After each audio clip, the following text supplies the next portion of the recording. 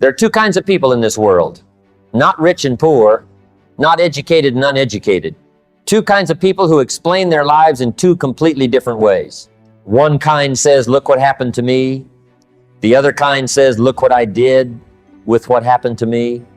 Same rain, same flood, same job loss, same divorce, same bad break, same unfair boss, same lousy hand of cards, but two different sentences come out of two different mouths. And here's what's fascinating to me. The sentence you choose isn't just a reaction, it's a decision. And that decision, repeated enough times, becomes the architecture of your entire life. I want you to sit with that for a second. Not the event, the sentence. Because most people spend their whole lives trying to fix the event when the event was never really the problem. The sentence was the problem. And nobody ever taught them that the sentence is optional. So that's what we're going to talk about today. We're going to talk about ownership. Real ownership. Not the bumper sticker kind, not the kind you put on a poster in an office break room, the kind that costs you something, the kind that changes your bank account, your marriage, your health, and the way your own children look at you. Let's get into it. Now, here's something I've noticed. After spending years around successful people and years around struggling people, the gap between them is rarely talent. It's rarely even opportunity, though people love to blame opportunity. The gap is almost always in this one place. Who do they say is responsible for their life? You ask a struggling person why they're struggling, and you'll get a list. The economy, the company that downsized, the parents who didn't prepare them, the spouse who didn't support them, the teacher who didn't believe in them. Long list, detailed list. Some of it's even true. You ask a successful person the same question about a setback they had, and you get a different kind of answer. Shorter, less detailed, and it usually starts with the word I made a bad call there. I should have seen that coming. I let that relationship slide longer than I should have. Now here's what's interesting to me. The successful person's life wasn't necessarily easier. In fact, I've sat across the table from men and women who'd been through things that would break most people in half. But somewhere along the way, they made a quiet decision, maybe nobody even saw them make it, that they were going to be the author of their story and not just a character in it. That's the whole subject today. Authorship. Are you writing your life, or are you reading it to other people as something that happened to you? What people usually misunderstand about this is they think ownership means blame. They think if I take responsibility for my finances being a mess, that means I'm a bad person, or it means I have to feel guilty. No. Ownership isn't about guilt. Guilt looks backward and just sits there feeling bad. Ownership looks at the same set of facts and asks one question: what can I do about this now? That's the whole difference. Guilt is a parked car. Ownership is a car with the engine running. And changing this one thing, just this one thing, changes the direction of a person's entire life. I've watched it happen. I've watched a man go from blaming his boss for 10 years to building his own company in 18 months. And the only thing that changed was the sentence he told himself every morning. So let's build this properly. I've got several pieces I want to give you today. Let's start with the first one. Years ago, I figured out something that I wish somebody had told me when I was 25. Here it is. You don't actually respond to what happens to you. You respond to the story you tell yourself about what happened to you. And those are two very different things. Let me give you an example. Two men lose their jobs on the same day, same company, same layoff, walking out with the same cardboard box of belongings. One of them goes home and tells his wife, well, that's it. Companies like that, they never appreciate good people. I gave them everything and this is what I get.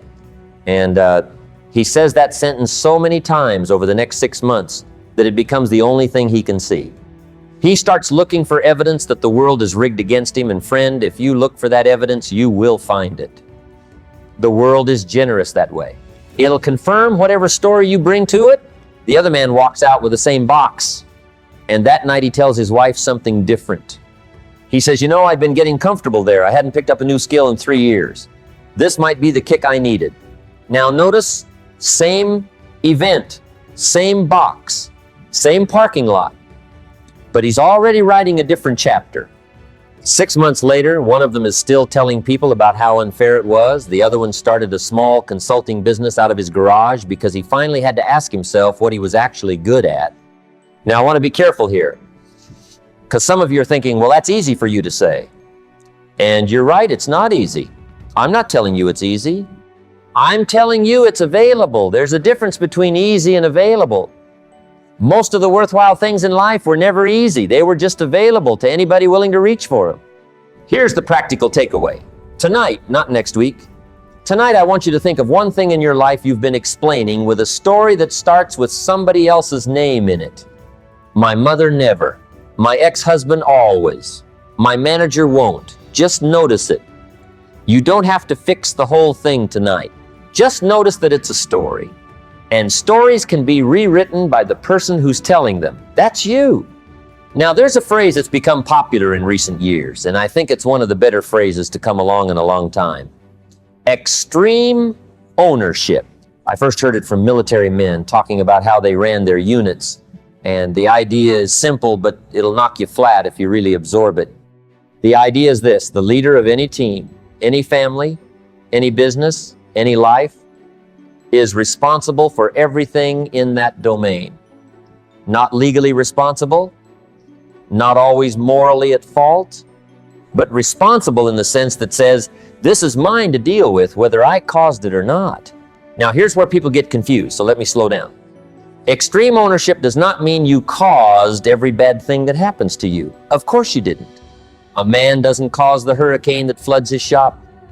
A woman doesn't cause the illness that takes her parent. Life throws things at all of us that we did not order off the menu. But here's the move that separates people. Extreme ownership says, I may not have caused this, but I am still the one who has to deal with it. Nobody's coming to live my life for me. Nobody's going to rebuild my shop, raise my children, or repair my health while I sit and wait for fairness to show up. Fairness is a nice idea. I like fairness, but I learned a long time ago that fairness is not a strategy. It's not something you can build a life on, because life doesn't promise it to you. And waiting for it is like waiting for a bus that was never scheduled to come down your street. I had a season in my own life, and I won't bore you with all the details, where I was flat broke at 31 years old, embarrassed, hiding from creditors, the whole unpleasant picture, and I had a choice in front of me that I didn't fully understand at the time. I could keep explaining how I got there, and believe me, I had a list, I had reasons, I had people I could point to, or I could ask a different question. The question I finally landed on was simply, what do I do from here? Not whose fault is this, just what do I do from here? That single shift in the question changed the next 40 years of my life. Isn't that something? One question. Here's an analogy I think about often. Picture a captain on a ship. A storm comes through that the captain didn't create and couldn't have predicted. Now, does the captain spend the storm shouting at the sky about how unfair it is? No. A good captain grabs the wheel. Doesn't matter who made the storm, the wheel is still in his hands. And here's the haunting part of that picture. If the captain refuses to grab the wheel because it isn't fair that he has to, the ship still goes wherever the storm pushes it. Refusing to take the wheel doesn't stop the ship from moving. It just means somebody else or something else is steering it instead of you. The takeaway here is simple, and you can apply it before you go to bed tonight. Find one area of your life right now where you've set the wheel down because it didn't seem fair that you had to be the one steering. Pick it back up. Not because you caused the storm, just because it's your ship. Now I want to shift to an idea that's old. Older than any modern leadership book, older than any business seminar. It's the idea of stewardship, and it comes out of a tradition that goes back thousands of years. The simple idea that what you've been given, you don't fully own. You manage it. You're a steward of it. And someday there's an accounting for how you managed it. Now, you don't have to come from any particular background to find this idea useful, because here's what's true for every single person listening to me right now. Regardless of your beliefs, you were handed things you didn't earn. Time, health, at least some measure of it, certain gifts and talents that showed up in you before you ever did anything to deserve them, relationships that were placed in your life. None of us built ourselves from nothing. We were given a starting inventory.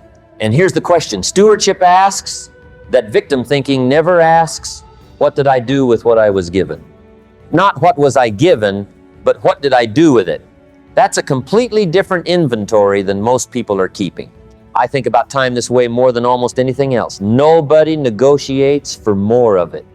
The wealthiest man and the poorest man both get the same 24 hours today. And that fact alone should humble every one of us.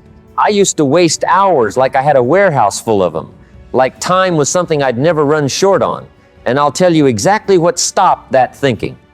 I started picturing myself standing at the end of my life, having to give an account, not for what happened to me, but for what I did with the hours I was loaned. That picture is sobering. I'd recommend it to anybody who's drifting. Here's a story for you. I knew a fellow once, decent income, decent house, but he ran his life like a tenant rather than an owner. You ever notice the difference between a tenant and an owner? A tenant doesn't fix the fence because it's not really his. An owner fixes the fence even when nobody's watching because he knows the property reflects him. This fellow ran his health like a tenant, ate poorly, never exercised because it's just how I am, I didn't choose this body. Ran his marriage like a tenant, coasted, assumed it would maintain itself because she should know I love her. I shouldn't have to keep working at it. Ran his career like a tenant, showed up, did the minimum, blamed the company for never promoting him. A steward fixes the fence. An owner takes care of the property as though it belongs to him, even on the days it's inconvenient, even on the days nobody's grading him for it. The takeaway is this. Walk through your own life tonight and ask, where am I behaving like a tenant on property that was actually handed to me to steward your body, your marriage, your finances, your children's upbringing? Tenants wait for someone else to fix things.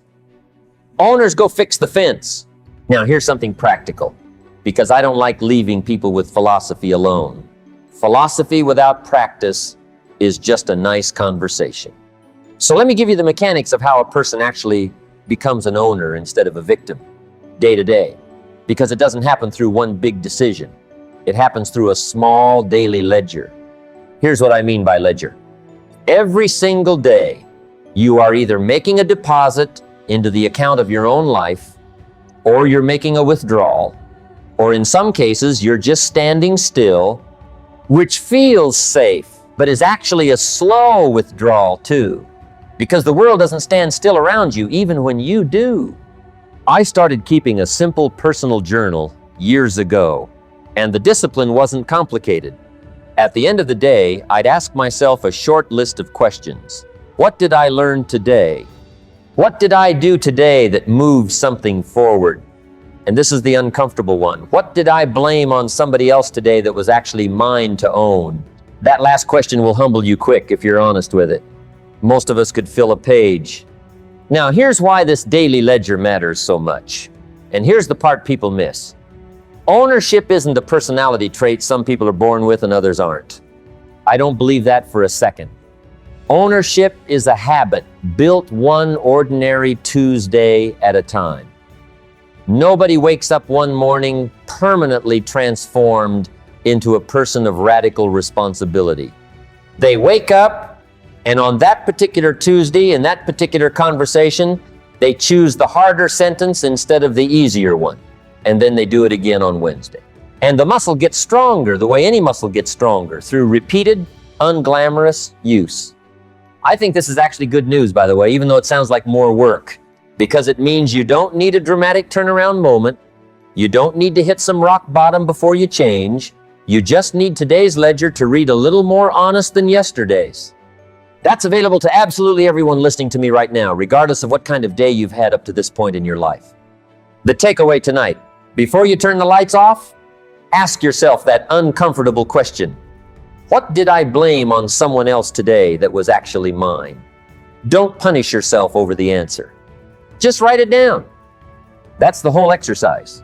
Small, daily, unglamorous, and remarkably powerful over time. Now, let me be honest with you about something, because I don't like seminars that only tell you the upside. There's a cost to ownership. I want to name it plainly so you're not surprised by it later. The cost is this: you lose the comfort of the excuse, and that comfort is real. An excuse is warm. An excuse lets you off the hook in front of other people, and, more dangerously, in front of yourself. The moment you pick up real ownership, you give up the right to that warmth. You can't simultaneously say, "It's not my fault, and I'm the one who's going to fix it." Those two sentences can't both live in your mouth at the same time. You have to choose.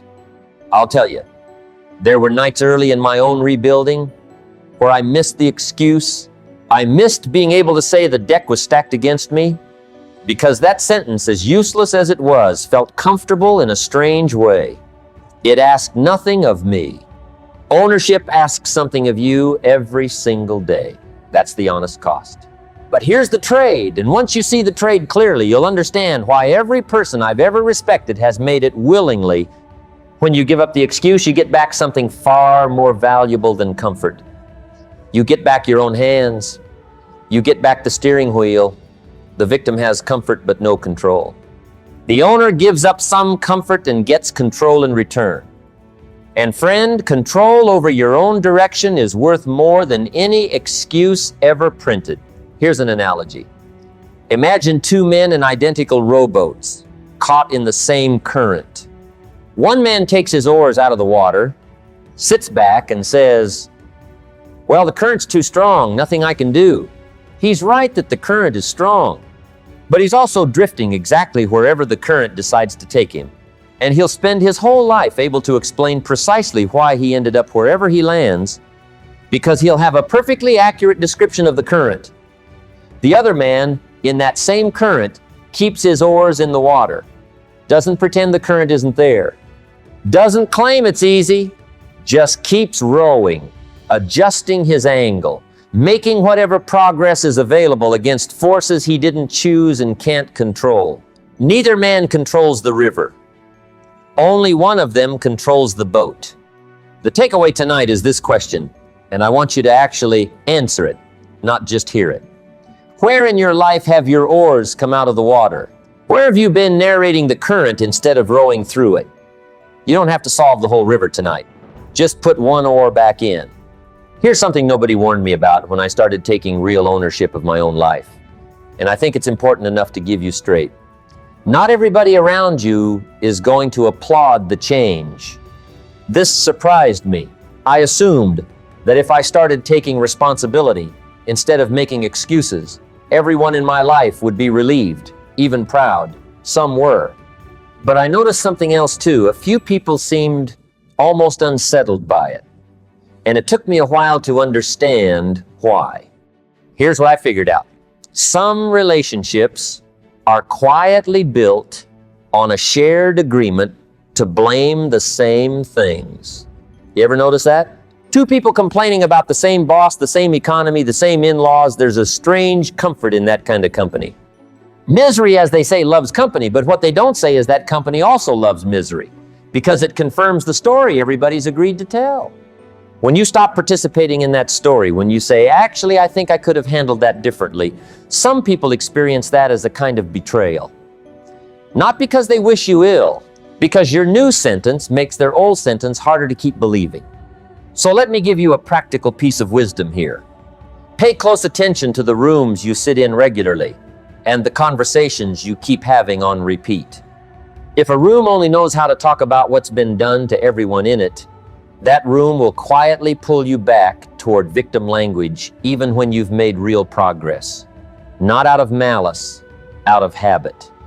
Groups have gravity, and most groups gravitate toward whichever story requires the least from its members. I'm not telling you to abandon people who are going through a hard season. That's not what I mean at all. Compassion for somebody's pain is not the same thing as agreeing to co-sign their excuses forever. You can sit with a friend in their grief without adopting their permanent explanation for why nothing in their life can change. There's a real difference between comforting someone and reinforcing their captivity. I made it a habit fairly early on to notice which conversations left me feeling like there was something I could do and which conversations left me feeling like nothing could be done. And over time, I simply spent more of my hours in the first kind of room. Nobody has to announce that decision. You don't need to give a speech to your old friends about how you've changed. You just quietly start showing up less in the rooms that keep recruiting you back into the old story and more in the rooms where people talk like the steering wheel is still in their hands. The takeaway here is to take an honest inventory of your closest 5 or 6 conversations over the last month. Listen back to them in your memory. How many of them ended with somebody concluding there was nothing to be done? That's useful information. Not because those people are bad people. Simply because gravity is gravity, and you get to choose which direction you're standing in. Let me give you one more piece before we close, because I think it might be the most important one for keeping you steady on the days this gets hard. And it will get hard. I promise you that. When people first hear this message about ownership, they tend to expect it to work like a light switch. Flip the decision, and the results show up by Friday. I wish I could tell you that's how it works. It isn't. And if I told you otherwise, I'd be doing you a disservice. You'd discover the hard way eventually anyway. Ownership operates on what I'd call a farming timeline, not a factory timeline. A factory, you put the part in one end, and a finished product comes out the other end the same afternoon. A farm doesn't work that way. You plant in the spring, and for a long stretch of time, it looks like absolutely nothing is happening. The seed is underground. There's no visible progress to point to. And this is exactly the season where most people quit because they confuse invisible progress with no progress. I learned this the hard way in my own life. When I first started making different choices, reading instead of watching television, saving instead of spending, taking responsibility for conversations I used to blame on other people, nothing dramatic happened right away. No trumpet sounded. My bank account didn't suddenly multiply. My relationships didn't transform overnight. For a good while, it just felt like I was doing extra work for no visible reward. And there was a real temptation to go back to the easier, more comfortable explanation that the odds were simply against me. But here's what I noticed eventually, and I want you to hear this clearly, because it changes how you'll experience the next several months of your own life. The compounding happens quietly, underground, for a long time before it ever breaks the surface where you can see it. And then, almost without warning, it shows up all at once, looking to everybody else like an overnight transformation, when really it was years of unglamorous, unwitnessed, daily ownership, finally becoming visible. So here's my counsel on the timeline. Don't measure your first week. Don't even measure your first month too harshly. Measure whether the direction has changed. A field doesn't look any different 1 week after planting, but the direction is different. Something is growing under there that wasn't growing before. Trust the direction even when the harvest hasn't arrived yet. The takeaway for tonight is simply this. Give yourself permission to not see results immediately while still refusing to let yourself off the hook for showing up daily. Those two things go together. Patience with the timeline. No patience at all for skipping the daily deposit. I want to leave you with something to carry out of here. Past the seminar, past tonight, into the actual texture of your ordinary week. Every one of us is handed a mixture of things we didn't choose. The family we were born into, the body we were given, the decade we happened to arrive in, the mistakes other people made that landed on us before we were old enough to defend ourselves. None of that is in dispute. Life is not, and has never been, evenly distributed in its difficulties. But here's what I've come to believe after a long stretch of watching human beings up close, in their successes and in their wreckage. The size of what happened to you was never the deciding factor in how your life turned out. The deciding factor was always the size of the sentence you built around it. Some people take a small setback and build an enormous excuse out of it, an excuse so large it becomes the explanation for 30 years of standing still. And some people take a genuinely enormous setback, the kind that would justify almost any amount of bitterness, and refuse to build their identity around it. They grieve it. They don't pretend it didn't hurt. but they don't move into it and live there permanently. That's the choice in front of every person listening to me tonight. Not whether bad things will happen. They will. That part isn't optional, and I'd be lying to you if I told you discipline and ownership make you immune to a hard life. They don't. What they give you instead is something better than immunity. They give you authorship. So here's my closing thought, and then I'll let you go think about your own ledger tonight. You are going to explain your life to somebody. Maybe out loud, maybe just in the quiet conversation you have with yourself at 2 in the morning when you can't sleep. The only real question is which sentence you're going to reach for when that moment comes. The sentence that starts with what was done to you, or the sentence that starts with what you did about it. Pick the second one. Pick it tonight, pick it tomorrow morning, and pick it again the morning after that, because that's truly all ownership is. It's not one heroic decision made once.